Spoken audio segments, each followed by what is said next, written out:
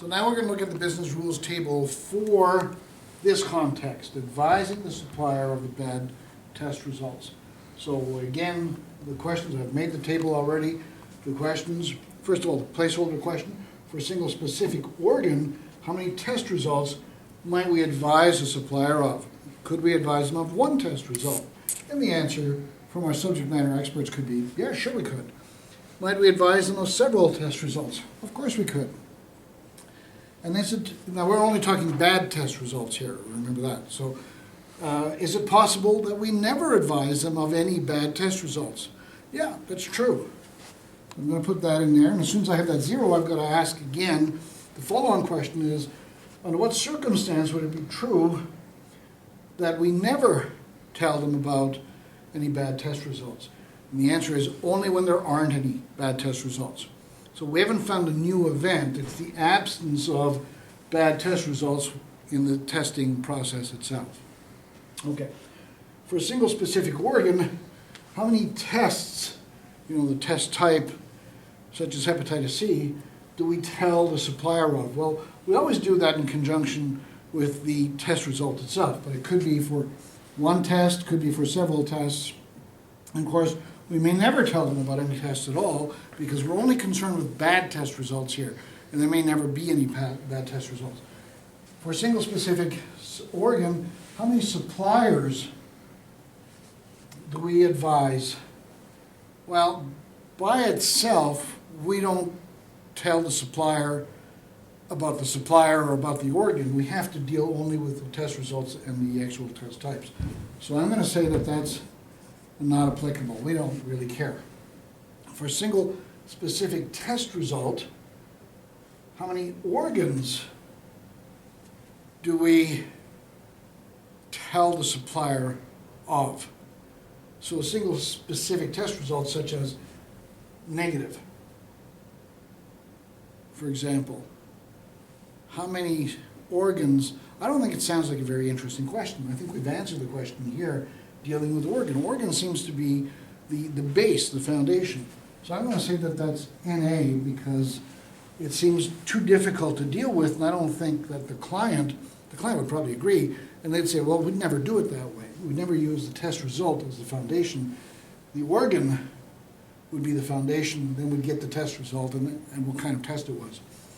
So test result and test, NA, and test result and supplier by itself, the test result would be positive. So we're going to tell them, here's a bad test result, but we're not going to tell them what the organ is, we're not going to tell them what kind of test.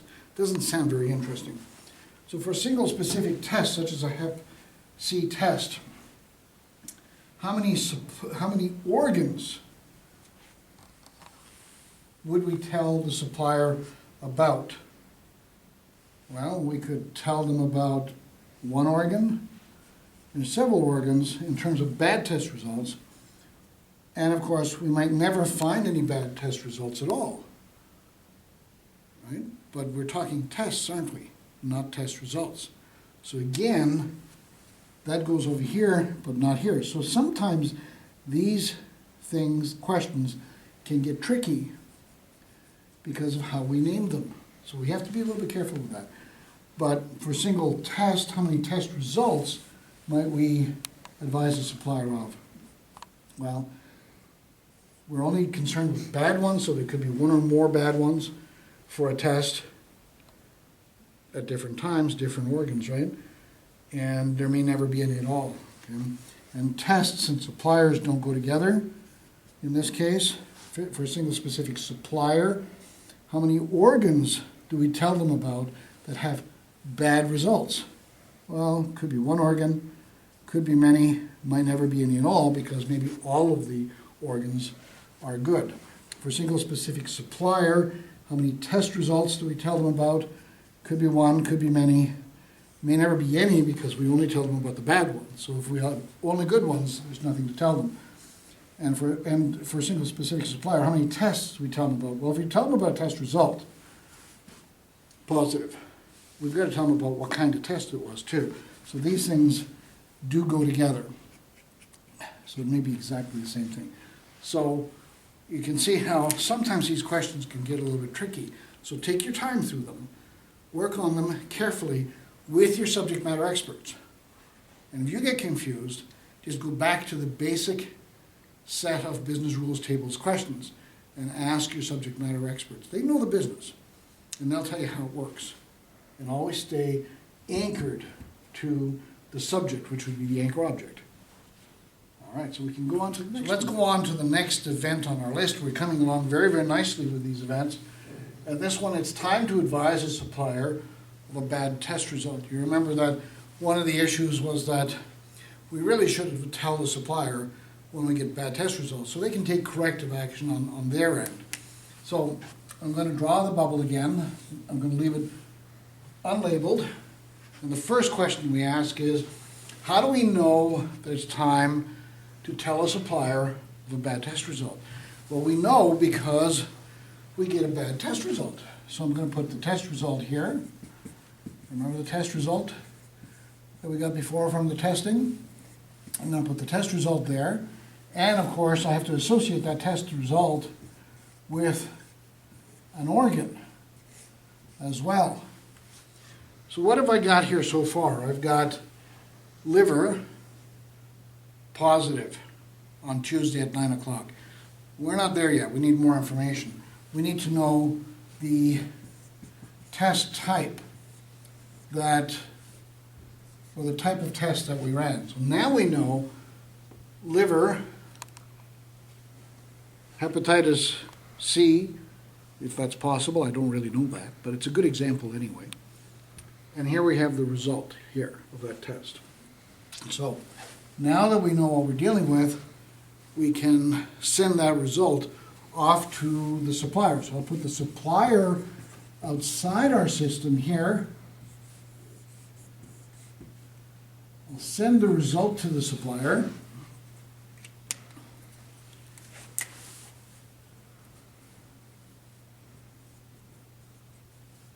And we're only interested in sending them bad test results.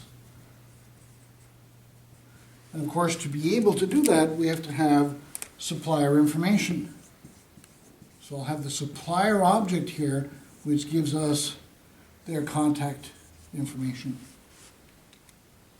And of course, the last question is always, what do we want to remember or record about what we've done?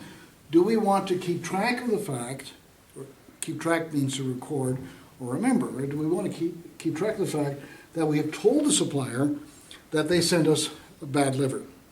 And the answer is yes, we have to keep track of it. Now remember, rule number one, we got to attribute that data somewhere then. Rule number one says attribute the data item to the object it best describes and to no other object. So do we make that part of supplier or do we make it part of organ? Well, if we make it part of supplier, then we're saying date and time supplier advised of bad test result. So it'll say September the 12th, but we don't know anything about it in terms of connecting it to an organ. So I think we're going to connect it to, and here I'm going to create a divergent data flow here, like that, and I'm going to add a data attribute for date and time supplier advised of bad test result. Now that's a long name, but you know, from a business perspective, that's understandable. I don't want to have some kind of an acronym or something with a bunch of hyphens or underscores there, because the clients don't really understand why I would be doing that. So I'm just going to call it what it is, date and time the supplier's advised of a bad test result. So I'm going to keep track of that here. So now I have everything I need, and I can write the narrative. So find the test results for the tests that were conducted for a specific organ and tell the supplier, and we get the supplier information here, tell the supplier of that bad test result and keep track of the fact that we told the supplier. There's our narrative right there. Okay, so it's time to advise the supplier of a bad test result and I'm going to put advise supplier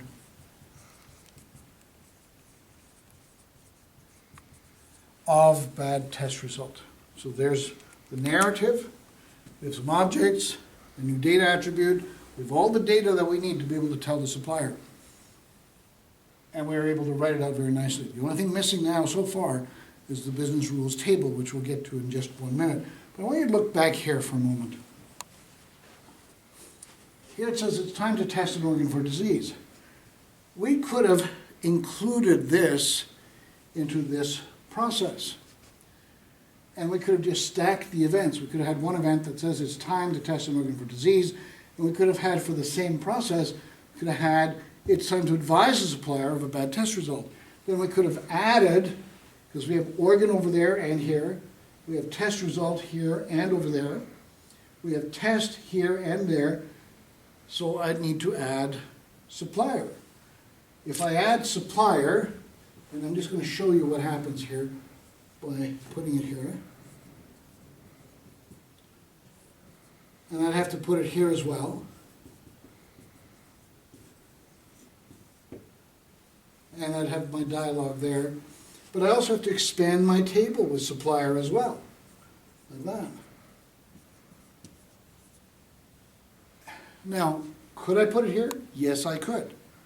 But I prefer to partition it and separate it. Because remember that the first rule of all rules is partition the effort to minimize complexity. In other words, break things up into as small a piece as possible so as we can fit it in here. If I put all of that stuff in here with an expanded table, I'm increasing complexity, not decreasing it. So by not having all that in here, but having it separate instead, I've minimized the complexity and I've added clarity at that point. So try, whenever possible, to partition rather than to expand the complexity.